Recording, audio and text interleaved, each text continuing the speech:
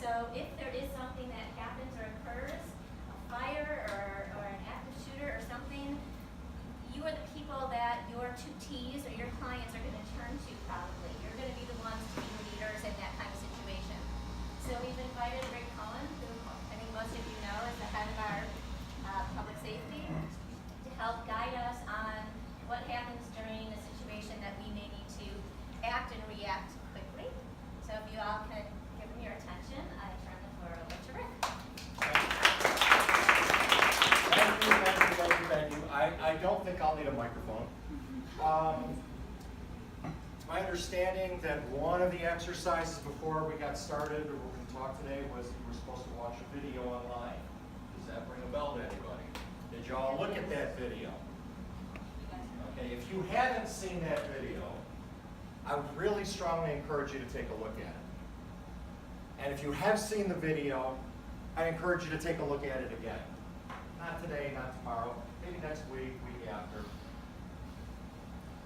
And the reason that I suggest that again, let me backtrack. Who here has been in one of my directed or self-directed discussions about our active shooter response? Show of hands. Who's been through this before? Excellent. Okay, so this is going to be another refresher. But don't answer this question. Let me ask you a question. What do you do if your clothes are on fire? What do you do if your clothes are on fire? What were you taught? What? Shout it out. Stop, drop, and roll. Stop, drop, and roll. Okay, who shot? Does that ring a bell? Yes. Stop, drop, and roll. Okay. Show of hands. Who's had to use it so far? Yeah, my hair was on fire once. And stop, drop, and roll? You roll? Came to Well, mind? I mean, man, you drop to the floor when your hair's on fire. Yes, I know. Everybody. Trust me. And mine didn't come back. No. But it worked, right? And you did it like that, right? Okay, excellent. Who else has had to use it in the last 18, 19, 20 years? Probably not. But you remember that, right? You remember stop, drop, and roll. That's what run, hide, fight needs to be. I don't know from what schools, high schools, intermediate schools, elementary schools you might have come from, if they taught an active shooter response. They are certainly doing that now as a regular routine. But a few years ago, that wasn't necessarily the case. But if you were in a high school or intermediate school that was teaching this, it could have been a number of different kind of philosophies. It wouldn't have necessarily been run, hide, fight. It could have been Alice. That's a big one that's taught in a lot of schools. I'm a certified Alice instructor, but I don't use it. I went through that whole training program because it was the right thing to do and just to make sure. All it did was solidify for me personally that run, hide, fight needs to be our response for an active shooter. Because as an Alice instructor, now maybe part of it is because I'm practically 60 years old, my memory's fading, but I gotta stop and think what Alice stands for. I know the first one's alert. At that point, if I'm not running for my life, I don't care what the other letters stand for. You see what I'm saying? Run, hide, fight. That is what our response needs to be in general terms. And if I do my job right, you're going to remember this discussion. Hopefully you'll never have to use it, but you're going to remember the discussion and you're going to understand how this is applicable wherever you go. So I'm going to let that hang there for just a second and give you like 3 or 4 minutes to go get a piece of pizza or whatever was just delivered, because I don't want to have to come back to this again. So go ahead, grab whatever you're going to grab food, and then we'll come back to this. As much time as I can. I want to leave as much time as I can to be able to answer questions as well. So let's start with this again, premise of why is run, hide, fight such an important and easy to remember plan? Because it's also a natural response.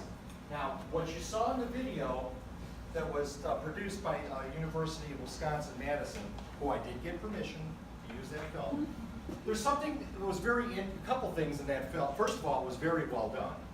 But I also want you to recognize that the first time that I had gotten permission to use that video from the chief, because it was such a well-done video, I did have to modify my presentation because their original response plan was escape. And they went through that whole video. See, that's what's so cool, is that their escape philosophy was that video, but they determined that it's really not an easy plan to remember. Let's go with run, hide, fight. They didn't really have to move or shift or do anything around that because it was basically the same plan.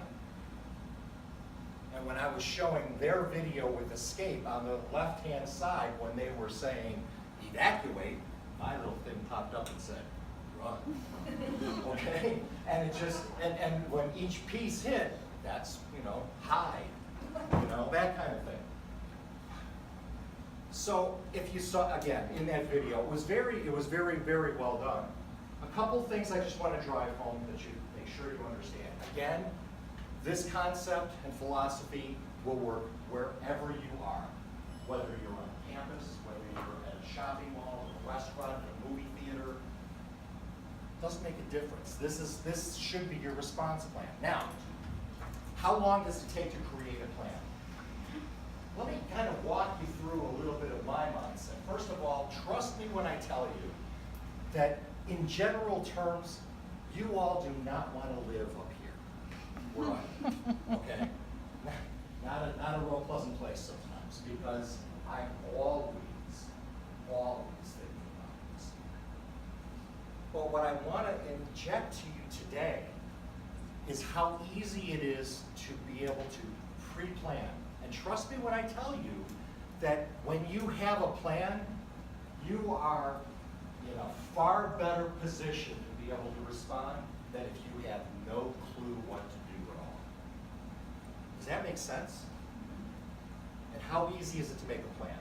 It's really, really easy. As an example, I go to a restaurant. I go to a restaurant with my family. While they're looking at the board that says what the specials are, I'm looking for exits. Now, if you've been to dinner with me and my family, you understand why. But no, the reality is, I want to know how to get in and out. And not just from an active shooter perspective, what about a fire? So when I walk into a restaurant, I already know what. There's one egress point. I got that. And I do this thing, I've been practicing, and again, trust me when I tell you that when you do this a little bit more routinely, it's going to get faster for you. It really will.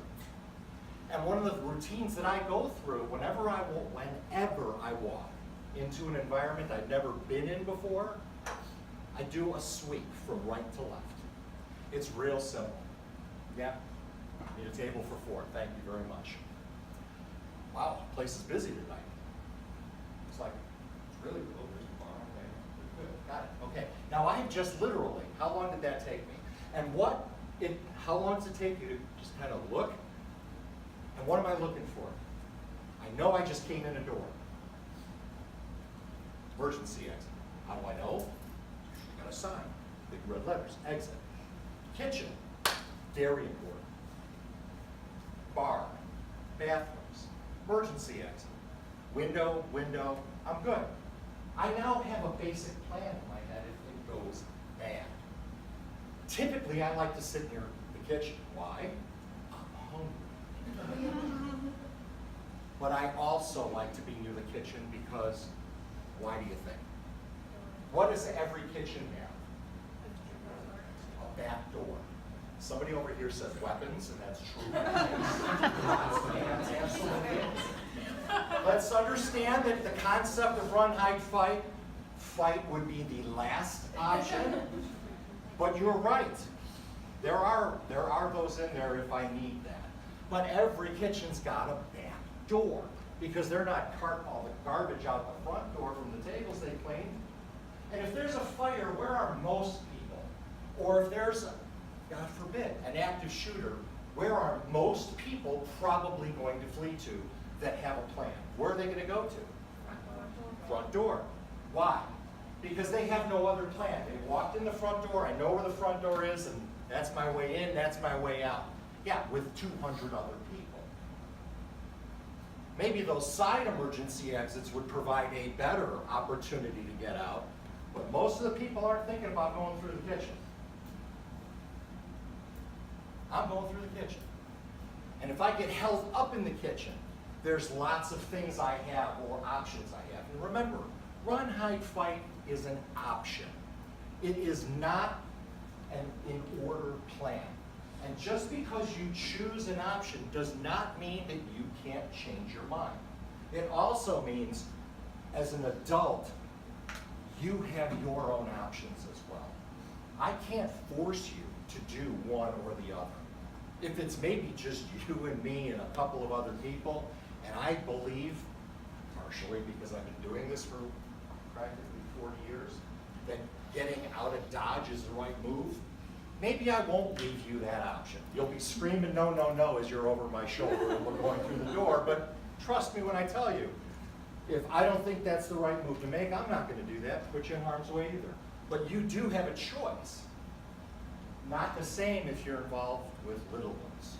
And if any of you are going to go on to teaching and that sort of thing, and you're going to be in classrooms with little ones, there is a higher level of responsibility for the individual. Make no mistake though, your first responsibility is you got to take care of yourself. Because if you don't take care of yourself, you're pretty useless to someone else. So you've got to be able to take care of yourself. So, we're back to this thing again about just run the right thing. Well, it might very well be. First of all, I think run is a great option. Because you can't shoot what isn't there. And understand this, that when I talk about shoot, I also am substituting your head as well. Whether it could be an evacuation for a fire, it could be there's a number of different reasons you might want to run. Maybe the food is really bad. But this is still an option. But it doesn't mean it's your only option. It doesn't necessarily mean it's your first option, because if running means I'm going to put myself in a more dangerous situation, that's not my best option. Maybe hide is my best option. And hide can take several different meanings. They didn't go into a lot of detail in the video, but there's ways to hide. There's concealment, and there's cover. Does anybody know what the difference is? Concealment means you can't see me. I'm concealing myself. Cover means I'm protecting myself behind something that is not penetrable. So, concealment, cover. Why is that important? Because I can't shoot what I can't see. If I don't see you, I don't know you're there, I can't shoot you. So, if running is not a great option, or I'm not sure, or let's say I start to run and I get out into a hallway and there's the shooter, I don't just turn around and go, I chose poorly. And just stand there and wait. No. I am retreating, I am barricading on steroids. Because if that person's going to follow me, I'm going to create a whole lot of stuff between me and thee, because I'm going to make it as difficult for them to get out, or to get to me as I possibly can, while those wheels are turning. So right now, as an example, if I had to, and I went to run, and whoa, crap, there's the shooter, I'm going the other direction. And maybe I'm not going to use this door because I'm just not really sure what may be behind it or not, but I know I'm going into that office. Door is open, great option. Close the door. We'll talk about how to maybe barricade or do something with that door, but what else is behind that door?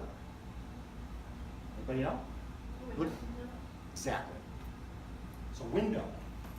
I don't care what floor you're on. Well, maybe. I mean, I did this discussion at Young Hall on the 4th floor. And somebody asked, and I said, you know, there's windows. Really, Rick? Yeah. Because at that time, I walked over to a window, and there was this humongous tree right outside the window. And it's not gonna be pretty or pleasant as I'm holding and riding that tree down, and I'm gonna get a splinter or two.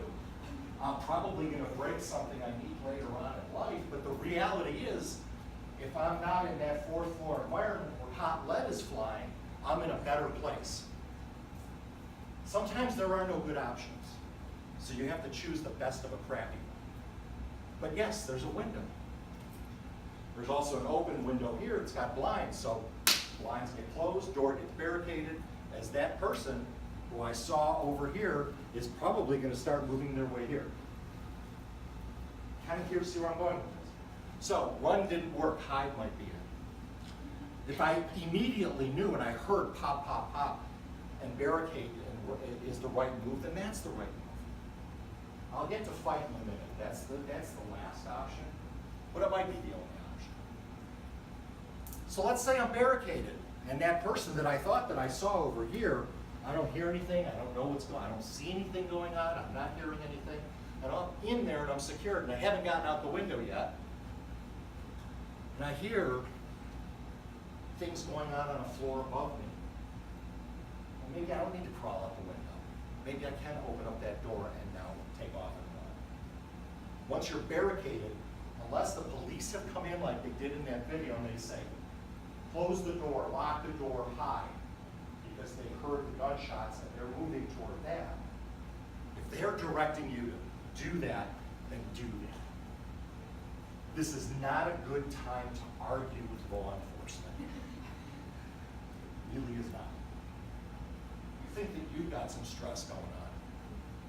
You need to understand what law enforcement is now going through, because it's their job to go find and kill that person before they can kill somebody else. That's a real hard place to be. I can tell you firsthand, going through this tactical training is very difficult, and it makes you think really, really hard. But I will tell you that it's even harder to have to step over somebody who has been shot, who's on the floor bleeding, begging for help, but you can't do anything for him. You have to keep moving toward where that shooter is and stop that person before they create more of this. So arguing with an authority who's there is not a great idea. So you wear barricaded and move in. It's going to take time for police to get onto the scene, to be able to start doing something. Things have changed significantly since Columbine. The entire response procedure for law enforcement has changed since Columbine. Columbine, the response, and it's not because they didn't want to, it's just they didn't know that this was what needed to happen. The response was secure the perimeter, secure it, lock it down, because this is the best thinking at the time, and wait for SWAT to get there. Everybody knows who SWAT is. Just turn on TV and you got your special weapons guys, and boop, boop, boop, and all that good stuff. Guess what? That takes time to mobilize.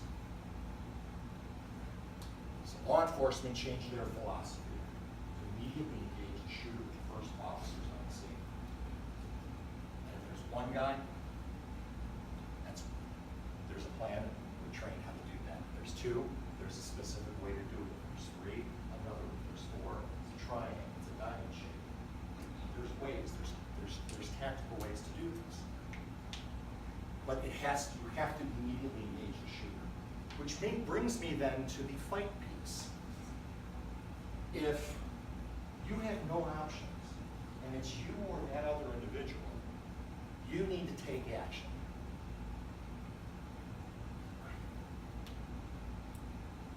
Just because a person gets shot does not mean they immediately die.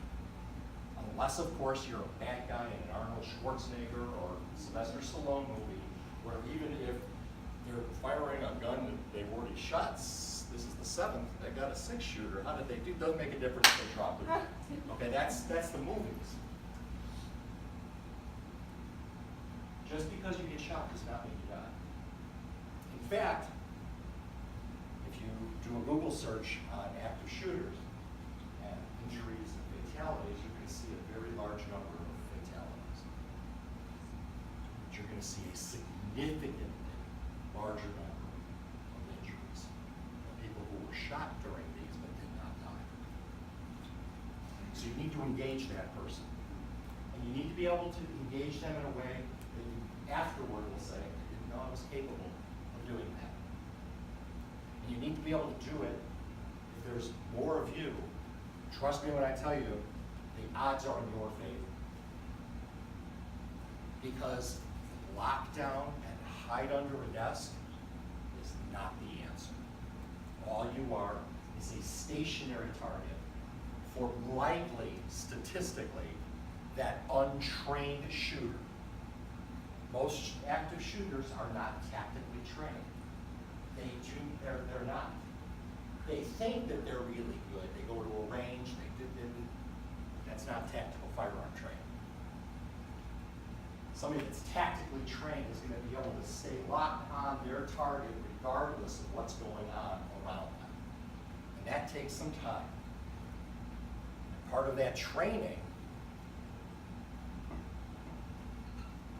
it can be fun and engaging, but it definitely teaches a discipline.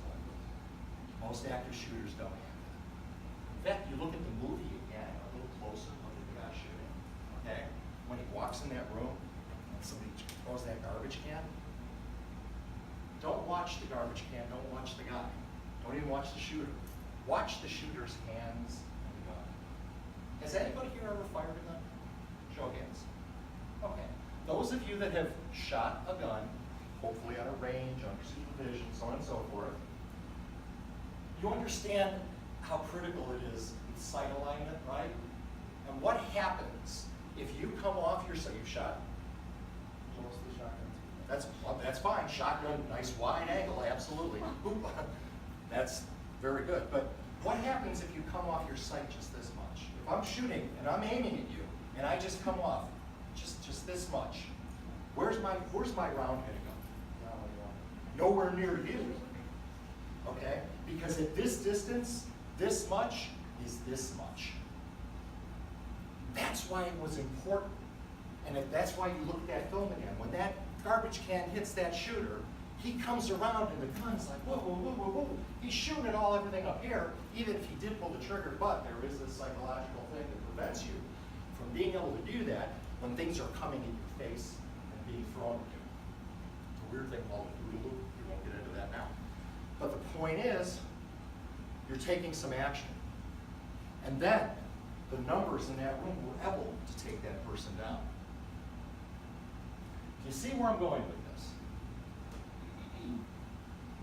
There's another video that if you do have 5 minutes, it's still a good one to watch. It was one of the first ones that came out called Run, Hide, Fight. It was produced by the city of Houston, and it's a video that takes place more in an office building kind of setting. The reason I like that video, it's only 5 minutes long, Google search it, trust me, I'm sure you can find 5 minutes. They're going to take you through the same concepts, but there's a couple of things in that movie that are really important to see and visualize. The first, maybe not the most important piece, why they make every active shooter in these movies look like me, you know, bald guy. I don't know why they have to do that, but they do. But the second thing about that one is that the door that he goes through, carrying a black knapsack, real clearly on the door, it's got that beautiful, you know, no gun thing with the X through it. It's really a nice, no firearms permitted. It's printed right there on the door. Oh, didn't do any good. The next piece, I'm going to take you through this video in 4 minutes. He drops the bag, pulls out a shotgun, 3 shots, that quick. The security guy in the elevator, 2 other people right there. That's how fast it happens. There truly is virtually no plan I could possibly share with you if you are that first wave of that attack. Other than to say to you, just because you get shot does not mean you automatically die. There is no plan for that very first instant, first wave. But if you then, after you get over the little bit of awe, like, holy crap, how quick this happened. If you reverse that video, don't pay attention to what you're supposed to, which is the shooter, the 3 people going down. Before he pulls that thing out, if you look in the background of that lobby, there's 4 or 5, maybe 6 people who are standing at a counter doing some computer, this, that, and the other. Watch their reaction. They were in that area of that first wave attack, but they weren't that directed person. Watch how quickly those folks entertained the concept of run. And it worked, because they weren't there to get shot. They were gone. So that's another important piece. And then it talks through, and it walks through run, hide, fight, and so on and so forth. And then we get to a conference room, which is real interesting. There's a few people in the conference room. One person is completely hysterical. I don't know what to do. And everybody else is quiet, quiet, quiet. And, you know, listen, you're going to grab a chair. And they're talking about what they'll do if that person comes in the door. That's a great plan. And one of the things that they showed, and this is my only criticism of the film, but it's only 5 minutes, is that one of the guys in the room, one person grabs a chair, another one grabs this, that, and the other. The guy grabs a fire extinguisher. This is a great idea. And as soon as that door opens, the guy behind the door, the door opens and he takes the fire extinguisher. He goes to hit him with the fire extinguisher. Now, I don't know if you've ever been hit or not into a fire extinguisher. They hurt.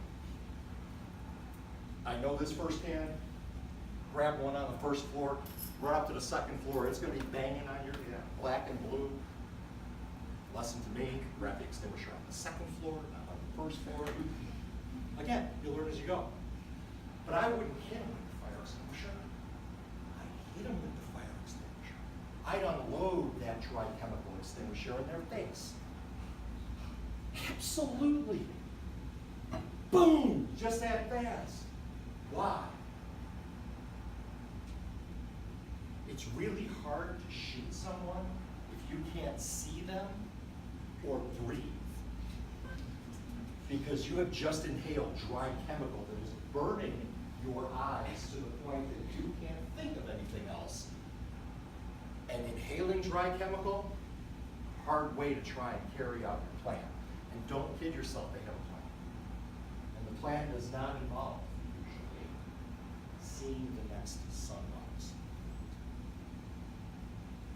So you get the idea. If we had to fight, we've got all kinds of weapons in this room, and we'll talk about that. So, do you understand the concept of why run, hide, fight makes sense, and how it's easy to remember, and how to have a plan, and what does that plan have to be? And it doesn't have to be anything more than knowing where the hell I'm going to go if it hits the fan. Swing my right to left. That's what I do. Every room I walk into. And I'm telling you, you get to do it, and you do it faster and faster and faster, to the point that it's a second nature, and that's great. Think about a shopping mall. Okay, I'm standing in front of, pick a store. Boom, boom, boom. God, there's an exit down there, there's an exit down there. I'm not sure where this is coming from, but I hear it. Boom, boom, and you got echo and all that good stuff. Where am I going? Where am I going to go? I know it's not coming from behind me, so I'm going into whatever is behind me. I don't care what store it is. Why am I going to go flee into the store? What's in that store besides the shooter not being in that store? What else is in the store? Huh? Cover, yes, absolutely. Absolutely. What else? Back exit. There's usually a back door. I don't usually see people carrying all the merchandise for a delivery for a store through the front door. There's usually a back door. At the very least, there's probably a storeroom. We have to make some assumptions. But how hard is that? So now I'm in a space that the shooter isn't. I've retreated. I've got places for cover, absolutely, more than likely concealment, but racks of clothes and everything else, if they can't see me, that's cool too. And I'm going to keep moving back until, and what else do some storeroom doors have? A lock on the door, yeah. I'm not really sure if that lock is going to hold up as I'm coming through the door with a rack or something, but something is going to take that door open. And that rack of clothes for concealment, nice battering ram. Why? Because it's there and I can use it. So now I've moved into a further back area, and if there's a back door, even better. And oh, there's a D-text alarm on that door. What happens? Go through it. Don't worry about setting off the door alarm. Go through it. You know, when I talk about getting out a window, I'm asked this, well, it doesn't open. You want to bet? If there's a window and it's glass, it's going to open. Maybe not the way the designer intended, and I may get a cut or two on the way out, but I'm going through the window. Statistically, not being there makes sense. It absolutely does. Virginia Tech, that second floor at Norris Hall. I have a diagram that shows how many people were in each of the rooms and what their response was in each of those rooms. And there was one room in particular that had like 17 students in it. And there were only 2 fatalities in it. And the 2 fatalities were the professor, who used his body to barricade the door, and another student who didn't do what the professor said, which was jump out the window. They fled. There was some injuries, broken leg, this, that, and the other, but there was no other fatalities in that room. Which really drives home that point. What do you do? What are your options? What can you do? That shooter at Virginia Tech not only went into a room and started shooting, he left and then came back. And then when he went to come back a third time, because there were still people there, that's when he couldn't get in because they barricaded the door. But he made entry into the house. So I know that's ancient history, but there's lessons learned. Somebody was asking me about one of the more recent ones at Florida Department. Pulling a fire alarm. Right, what if there's an active shooter? Wouldn't that make sense? Pull the fire alarm so we can get emergency response people coming. No, absolutely not. In fact, the shooter in that did pull the fire alarm for the express purpose of what? Does anybody know? Getting everybody into the hallways where he's putting them into a smaller, confined space. Remember the PowerPoint that I put together? What is an active shooter trying to accomplish? They're trying to kill as many people as they can in a small, confined area. That doesn't mean they're going to stay in that one area, but they're going to be a whole lot more successful if this is what I'm firing into as opposed to a seek and destroy kind of mission. The other thing that is problematic with pulling a fire alarm, if it isn't pulled by the shooter, is that what you've now done is also made it a lot more difficult for responding law enforcement and other people to be able to communicate with each other, because you've got this blaring alarm. So that's not a good strategy. So know your space. You're going to know your space is better than anybody else. Let's talk about this space. We don't have to, we can talk about run. What does run look like? Where are the exits? Close your eyes. Close your eyes. Everybody close your eyes. And point to the closest exit. Okay, now don't stop pointing. Keep your eyes closed. Don't stop pointing. Now, open your eyes and look at where everybody's pointing. Okay? We've got a couple pointing here. We've got pointing here, pointing over there, behind him over there. This guy's back over here. She's pointing forward. Now, this is really cool. We've got 2 people sitting right next to each other. He's pointing that way, and she's pointing this way. And guess what? Both of them are right on the line. He's pointing up to the window. It'll open. So now we have an idea, we've got a plan. What does hide look like? How do you barricade? What does barricade look like? What would barricade look like in this space? What can we barricade? What can't we barricade? Got tables, absolutely. Now, one of the things about barricading, and I know we're not going to fit everybody into a smaller room, but I'm going to give you as an example, let's use Julie's office. We'll look at that, okay? You see how the door opens inward into that office, right? Do we have to stack stuff against the front of that door to make sure that it's barricaded and somebody can't come through it? Absolutely not. There's a concept. It's really, really easy. It's what I call surface to surface, hard surface to hard surface. I just need to barricade surface to surface. And one surface needs to be like a wall, which is fine. I know it's not going to give. If the door is here, I don't have to stack stuff in front of the door. I've got to barricade or put stuff between this desk, which is probably not easy to move, and the closest hard surface. Now maybe it's going to be two desks. Maybe I'm going to tip over a bookcase and put a chair in between it. The point is, you want to barricade a door so that it cannot be easily opened. Unless the shooter knows, and they usually have in their head a target, unless they know their target is in there, they're not going to spend a lot of time because their clock is ticking too.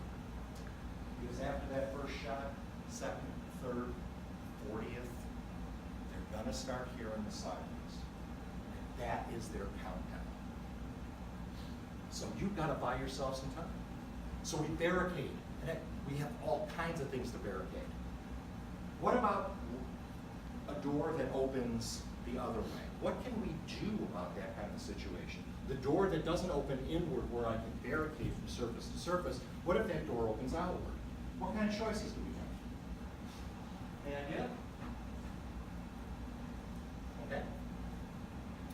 How about tying it down? And it's not hard to tie things down. I've done this I did this upstairs, and you'll see actually down here, these are all doors that open inward to the offices, which is fine. But you tie things down. How do I tie it down? What do we have in here that I can use to tie something down? Look around the room. What do you have? Cord. What kind of cords? Louder. Louder, you're right. Computer cords. Computer cords. Doggone right. Now, is LIT going to be happy with us that we have destroyed most of the cords and they got to hook everything up? Yeah, sure. I don't care. I'm ripping cords. I don't care if the plug part comes with it or not. I'm taking whatever I need to be able to tie something down. And I'm going to tie it down. Here's a door that does not have a handle. This is going to be a tough door to secure. So what do we do with this door? What are our options? It doesn't open inward. Now again, let's pretend this is not to the outside, but let's pretend that it's to the hallway and it opens that way. Well, first of all, by code, this would never be permissible because it doesn't have a doorknob. But if that were the case, and we've all said, has anybody ever grabbed a doorknob and the doorknob came, but the door didn't? Okay, that can happen too. Gotta have a plan. So what could we do here? Absolutely. It may not be pretty. We may not have a lot of choices, but we'll take the best of the crappy choices that we have. We've got these tables. We can stack them up. If I can slow this person up enough for me to be able to get around the corner or out a window, it's worked. Or if I can get myself time to be able to get into an office and barricade there, I've bought some time. So yes, I would take every one of these things. This thing I'd slide across. If just like it is. Now I don't know if that would work or not because I don't spend that kind of time in here. I don't know if it secures at that end. It takes too much time. Maybe it does. But if I hear boom, boom, boom, and I'm not sure and people are fleeing, I'm going to figure out if there's a chance he's coming this way, I got to block this somehow or find a way out. But maybe it does take too much time. And you would know that because this is your space. But I'm looking at it and thinking to myself, if I can block, I see that would literally block at least this much of the door, just as an example. And if you go to Young Hall, they've got these humongous cabinets near the door, slide something over. The point is, if I block this much of the door, what do I have to worry about now? This much. It's a lot easier to deal with. So there's options here. Sorry. I have a question. Yeah. I have tutors ask me, and I just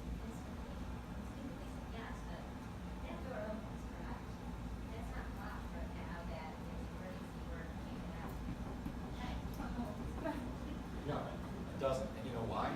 Why you wouldn't know? I would want you to know that, and that's important. There is no sign here that says exit that's lit up to tell you this is an emergency exit. That's not what this is. In fact, I think it's the mechanical security back there. Well, there's stairs. There are, but that's not an exit. It's not considered an exit. If it was considered a fire exit or an exit to be able to use, there would be a sign. So as I'm doing my sweep, I'm not going to count that as something I can get through. At least not in that condition. And there's not enough heavy stuff here to be able to go through a metal door. But back in the corner over there, there is a nice big table, even bigger than these. Everything off of it, boom, up against it, barricaded somehow. That's the way to do it. You've got belts. Who's wearing a belt? You've got belts that you can use. You've got cords that you can use. To tie down the door? Yeah. I don't know how to tie down the door.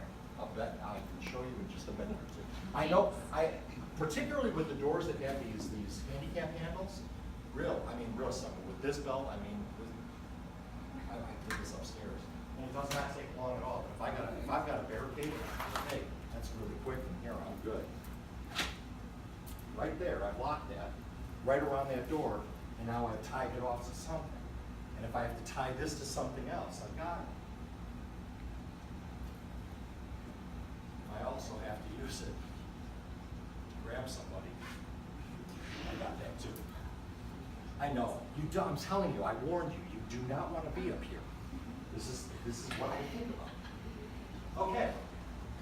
We get the idea? So now I've kind of got the idea of what hide looks like and the things you can use. What about fight? What do we have that are weapons in this room?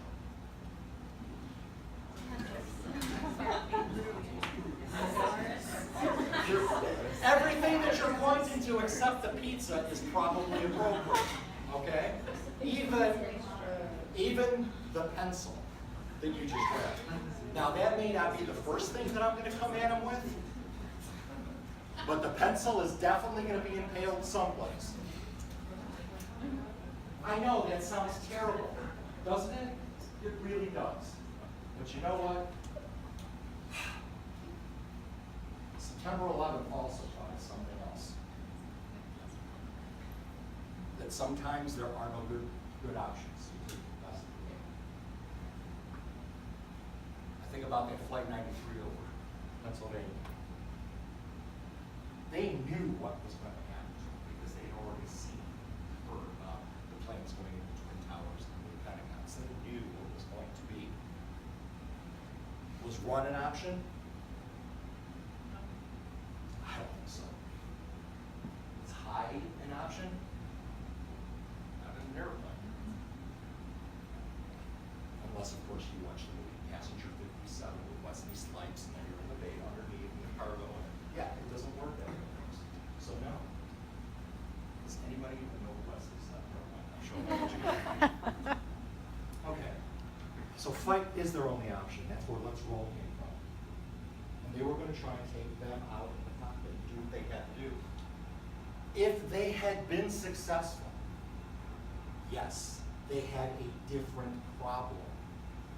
Who's going to land the plane because the pilot and co-pilot were already gone.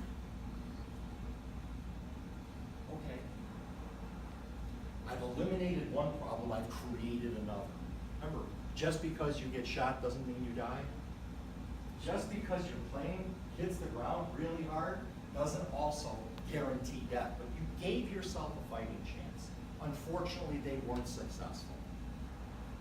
But you can go through the news. The plane just hard landed in Malaysia, in the water off of Micronesia. One landed in the Potomac. There's a video of a plane cartwheeling in Sioux City, Iowa, that you can Google search. People walked away from it. Not everybody, but they did. Sometimes there are good choices. So with that, I'm going to take the next 5-7 minutes and answer any questions that you have. Has a class at 1 o'clock. Go. You can go to your class. I will. But if I'm a phone call away. But if you have questions too, I take questions and you guys are. We can talk about an individual room. I'm a phone call away. The offer's there. Does anybody have any questions about anything I've covered so far? You kind of get the idea of how just having a plan puts you at an advantage. I could do this for another hour. I'm very passionate about this subject because it's going to happen again. I cannot tell you where, I cannot tell you when. I can tell you with absolute certainty, though, it's going to happen again. And there is actually one thing that every school that had a shooting, every one of them had in common. There is something that all have. You know what that might be? Not a single person woke up that day and said, you know, I think today we're going to get shot at. Nobody thought it was going to happen. Nobody thought it was going to happen. You pray that it doesn't. You hope that it doesn't.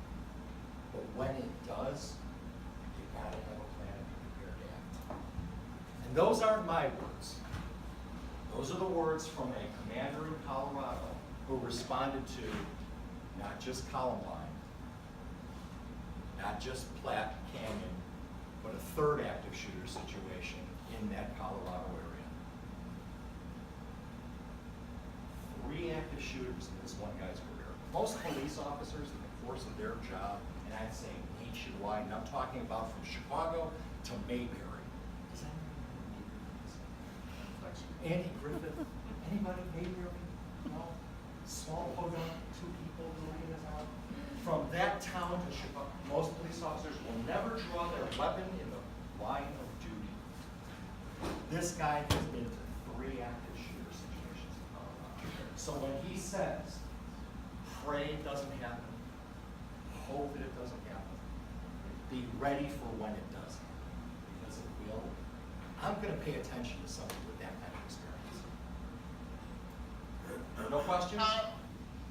Class dismissed. Thank you.